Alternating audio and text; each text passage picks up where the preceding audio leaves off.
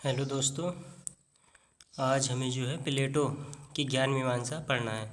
प्लेटो की ज्ञान मीमांसा के तहत हमें आज जो पढ़ना है उसके टॉपिक कुछ इस प्रकार हैं। सबसे पहले जो है प्लेटो ने प्रत्यक्ष ज्ञान का खंडन किया है, तो प्रत्यक्ष ज्ञान का खंडन करना है। फिर जो इन्होंने जो ज्ञान माना है उसे क्यों मानना है ये हमें पढ़ना है। फिर मत और ज्ञान में क्या अंतर है ये हमें पढ़ना है। और फिर इन्होंने कुछ एग्जाम्पल दिया है गुफा का रूपक, इन्हें पढ़ना है। तो दोस्तों प्लेटो की ज्ञान मीमांसा के तहत आज हम पढ़ेंगे ज्ञान का महत्व जो है प्लेटो के सामने क्या था। तो दोस्तों प्लेटो के युग में जो है ज्ञान को अधिक महत्व दिया जाता था, क्योंकि उसमें जो है उस युग में जो है ज्ञान की अत्यधिक ज़रूरत थी। तो प्लेटो ने जो है सबसे पहले जो प्रत्यक्ष ज्ञान है उसका खंडन किया है। ठीक है, उसके ज्ञान का जो खंडन किया है, ये थियोटिसिस का खंडन किया गया है, जिसमें जो ज्ञान प्रत्यक्ष माना गया था। तो ज्ञान प्रत्यक्षण या प्रत्यक्ष इससे जो प्राप्त ज्ञान है उसका खंडन करने के लिए उन्होंने जो है निम्न तर्क दिए। पहला ये दिया है कि प्रत्यक्ष ज्ञान से जो भविष्य के कथनों का ज्ञान असंभव है। कैसे दोस्तों? जैसे कि हम प्रत्यक्ष ज्ञान में क्या होता है, जो चीज़ उपस्थित है जिसका हमने ज्ञान कर लिया, जो चीज़ उपस्थित है हमें उसका ही ज्ञान हो जाता है। मान लिया अगर मैं सोचने लग जाऊं कि मैं भविष्य में प्रधानमंत्री बनूंगा, तो क्या ये संभव है? ये असंभव भी हो सकता है। इसलिए जो है प्रत्यक्ष ज्ञान में जो भविष्य के ज्ञान के भविष्य के कथनों का ज्ञान जो है असंभव होता है। दूसरा विरोधी गुणों की उत्पत्ति, जैसे कि कोई मान लिया हमने प्रत्यक्ष किया है किसी वस्तु को, लाल प्रकाश में वो अलग तरह की दिखेगी और नीले प्रकाश में अलग तरह की दिखेगी। इसलिए जो प्रत्यक्ष ज्ञान जो है हमें सही ज्ञान प्राप्त नहीं करा पाता है। ठीक है, जैसे और इसकी और एक एग्जाम्पल ये हो सकता है, जैसे कि हमें हवाई जहाज़ दूर से एक पक्षी के आकार का दिखाई देता है, और जब हम हवाई जहाज़ का जब हमारे पास होता है तब उसका प्रत्यक्ष करते हैं तो वो विशाल आकार में प्राप्त होता है। इसीलिए जो है हम इसमें जो है प्रत्यक्ष के द्वारा वास्तविक ज्ञान की प्राप्ति नहीं कर सकते। इन्होंने दूसरा जो है प्रत्यक्ष ज्ञान के खंडन के लिए एक ये तर्क दिया है कि अगर प्रत्यक्ष से ही ज्ञान की प्राप्ति होती तो मनुष्य और पशु के ज्ञान में कोई अंतर नहीं होता, क्योंकि जिस तरह से मनुष्य प्रत्यक्ष करते हैं उसी प्रकार से पशु भी प्रत्यक्ष करते हैं। मगर हम अब जब देखते हैं तो मनुष्य ज़्यादा बौद्धिकशील है, ज़्यादा चिंतनशील है, और तो इसका मतलब ये है कि केवल प्रत्यक्ष से ही ज्ञान संभव नहीं है। चौथा इन्होंने तर्क दिया है कि केवल इंद्रिय प्रत्यक्ष से ज्ञान संभव नहीं है। इन्होंने कहा कि कुछ ज्ञान ऐसा भी होता है जो बिना इंद्रिय के ज्ञान से भी संभव होता है, या केवल इंद्रियां ही हमारे ज्ञान के निर्माण का निर्धारण नहीं कर सकती। जैसे कि अगर हमारे सामने कोई सफ़ेद कागज़ है तो हम केवल उससे सफ़ेद कागज़ देख के ही ज्ञान नहीं मान सकते कि हमें ज्ञान प्राप्त हो गया, क्योंकि जब हम सफ़ेद कागज़ देखते हैं तो उस टाइम पर हमारी जो बुद्धि है वो कई सारे काम कर चुकी होती है, यानी कि उसका आकार टेस्ट कर चुकी होती है, उसे कंपैरिजन कर सकती है, तब हमें पता चलता है कि भाई ये कागज़ है। इसलिए केवल इंद्रियजन्य ज्ञान संभव नहीं है, उसमें बुद्धि का भी जो है महत्वपूर्ण भूमिका होती है। फिर अगर हमारा जो ज्ञान है प्रत्यक्ष होगा तो स्मृतिजन्य ज्ञान संभव नहीं हो पाएगा। एक तर्क जो प्रत्यक्ष ज्ञान के खंडन के लिए इन्होंने दिया है कि स्मृतिजन्य ज्ञान संभव नहीं हो पाएगा। कैसे? जैसे कि स्मृति ज्ञान का कोई हमें प्रत्यक्ष होता है। स्मृति ज्ञान का जब हम प्रत्यक्ष नहीं होगा तो फिर स्मृति ज्ञान कैसे संभव हो पाएगा? तो प्रत्यक्ष ज्ञान के जो संदर्भ में एक खंडन ये भी है कि स्मृतिजन्य ज्ञान संभव नहीं हो पाएगा। इन आधारों पर प्लेटो ने जो है प्रत्यक्ष ज्ञान का सबसे पहले अपनी ज्ञान मीमांसा के तहत प्रत्यक्षवाद का खंडन किया है। फिर जब इन्होंने जो है प्लेटो ने प्रत्यक्ष ज्ञान का खंडन कर दिया है तो फिर इनके अनुसार ज्ञान कैसा होना चाहिए?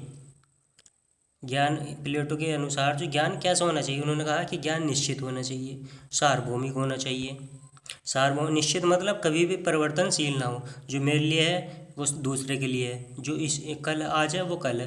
दूसरा सार्वभौमिक, सार्वभौमिक मतलब जो मान लिया यूपी में जो है वहीं दिल्ली में हो, वहीं बिहार में हो, वहीं केरल में हो, सार्वभौमिक होना चाहिए। उसमें कोई जो है स्थान समय विशेष के साथ जो है बदलना चाहिए। दूसरे वो सामान्य होना चाहिए। मतलब सामान्य का मतलब आपको दोस्तों हम पहले बेसिक लेक्चर में बता चुके हैं, अगर समझ में नहीं आता है तो उसे देखना। सामान्य का मतलब यह है कि विशेषों का निकाला गया सार सामान्य होता है। जैसे मनुष्य, सभी मनुष्यों में से निकाला गया सार मनुष्यत्व, तो वो सामान्य होना चाहिए। दूसरा वास्तविक होना चाहिए और वस्तुनिष्ठ होना चाहिए।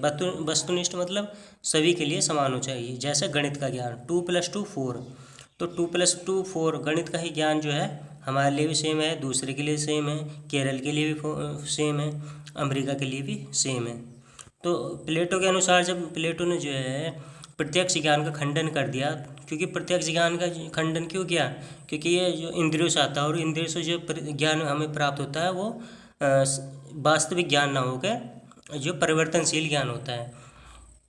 तो प्लेटो के अनुसार ज्ञान ऐसा होना चाहिए, निश्चित हो, सार्वभौम हो, सामान्य हो, वास्तविक हो, वस्तुनिष्ठ हो और गणित की तरह हो। अगर ज्ञान ऐसा है तो फिर ऐसा ज्ञान हम कैसे प्राप्त कर सकते हैं, इनका मानना है। जैसे कि वस्तु जगत का ज्ञान अगर हम क्या ज्ञात करें, जैसे हमारे जगत में तो क्या है, नश्वर है। जैसे कि हमें वस्तु की, जैसे हमें कोई टेबल है का ज्ञान हो गया, हमारे सामने टेबल है, तो वो क्या है, एक समय विशेष के बाद वो खराब हो जाएगी। दूसरा परिवर्तनशील है, जैसे कि किसी को कोई खट्टा ज़्यादा खट्टा लगता है, किसी को वही खट्टा कम खट्टा लगता है, तो इसलिए ये परिवर्तनशील है। दूसरी बात, इसमें जो है हम पहले ही बता चुके हैं वस्तुवाद के तहत, इसमें जो है अगर हमें प्रत्यक्ष ज्ञान होगा तो हमें विशेष ज्ञान प्राप्त होता है, मूर्त ज्ञान होता है। उन्होंने बताया कि ज्ञान कैसा होना चाहिए, सामान्य होना चाहिए। इन्होंने कहा कि निश्चित होना चाहिए। मगर ये प्रत्यक्ष जगत का अगर हम ज्ञान करें या वस्तुवाद के तहत हम ज्ञान देखें तो वो क्या नश्वर है, परिवर्तनशील है, तो ये हमारे जो है ज्ञान का विषय नहीं हो सकता है। दूसरी बात दोस्तों, इसके बाद जो है इन्होंने सुकरात ने भी ज्ञान बताया। उन्होंने सुकरात ने ज्ञान क्या बताया कि ज्ञान जो है मानसिक संप्रत्य होता है, यानी कि मानसिक आइडिया होता है, आत्मनिष्ठ होता है। अगर इनका मानना है कि अगर ज्ञान आत्मनिष्ठ होगा तो फिर क्या स्वतंत्रता समाप्त हो जाएगी। इन्होंने कहा कि ज्ञान जो है स्वतंत्र हो, सार्वभौमिक हो, निश्चित हो, स्वतंत्र भी होना चाहिए। मगर जो आत्मनिष्ठ ज्ञान क्या है, क्योंकि जो भी ज्ञान होगा वो हमारे मन के प्रत्ये होगा। अगर ऐसा होगा तो फिर क्या उसका स्वतंत्र अस्तित्व नहीं होगा, वो क्या रहेगा, वो ज्ञान पर, मनुष्य के जो है या विचारक के ज्ञान पर निर्भर रहेगा, विचार पर निर्भर रहेगा। तो इस आधार पर जो है ज्ञान मीमांसा के तहत प्लेटो ने कहा कि भाई ज्ञान निश्चित हो, सार्वभौमिक हो, सामान्य हो, वास्तविक हो, वस्तुनिष्ठ हो, जैसे गणित का ज्ञान है। मगर वस्तुवाद के तहत जो हमें ज्ञान प्राप्त हो तो वो नश्वर है, परिवर्तन से बिल्कुल विरोधी है, तो ये ज्ञान का स्रोत नहीं हो सकता। ऐसे सुकरात ने जो है मानसिक संप्रत्य के तहत ज्ञान बताया, मगर ये भी जो है क्योंकि ये मानसिक है, स्वतंत्र नहीं है, इसलिए ये ज्ञान नहीं हो सकता। तो फिर क्वेश्चन ये आता है कि ज्ञान का स्रोत क्या है। तो ज्ञान का स्रोत दोस्तों इन्होंने जो है प्रत्यय को बताया है। अच्छा, ये प्रत्यय को इन्होंने बताया। अब प्रत्यय को ही इन्होंने जो है ज्ञान का स्रोत क्यों बताया है, यह हमें बताना है कि प्रत्यय को ही ज्ञान का स्रोत क्यों बताया है। तो इन्होंने प्रत्यय को ज्ञान का स्रोत इसलिए बताया है, नंबर 1 सत्य और संभूति की व्याख्या हेतु। जैसे कि दोस्तों सत्य क्या है, एक प्रत्यय जगत है। दोस्तों इन्होंने प्रत्यय का कॉन्सेप्ट दिया है। प्रत्यय क्या है, प्रत्यय जो है निश्चित है, सार्वभौमिक है, स्वतंत्र है और सरल है, सामान्य है। तो उसे जो वो है उसे इन्होंने सत्य मानना है। तो ध्यान रखना है, ज्ञान प्रत्यय क्यों ज्ञान का स्रोत इसलिए मानना है क्योंकि ये क्या है, ये सत्य है। और ये प्रत्यय जो है ये लौकिक जगत से संबंधित ना होकर ये प्रत्यय लौकिक से संबंधित होते हैं। ठीक है, तो सत्य के लिए जो है प्रत्यय जगत के लिए इन्होंने सत्य कहा है, और संभूति के लिए जो है संभूति का ज्ञान जो है ये हमारे लोक जगत का है, लोक जगत का ज्ञान, ये क्या परिवर्तनशील है। तो इन दोनों में जो है इन्होंने एक संबंध बनाने के लिए, सत्य और संभूति के में संबंध बनाने के लिए प्रत्यय को ही ज्ञान का स्रोत माना। दूसरी, समानता एवं वर्गीकरण की व्याख्या हेतु।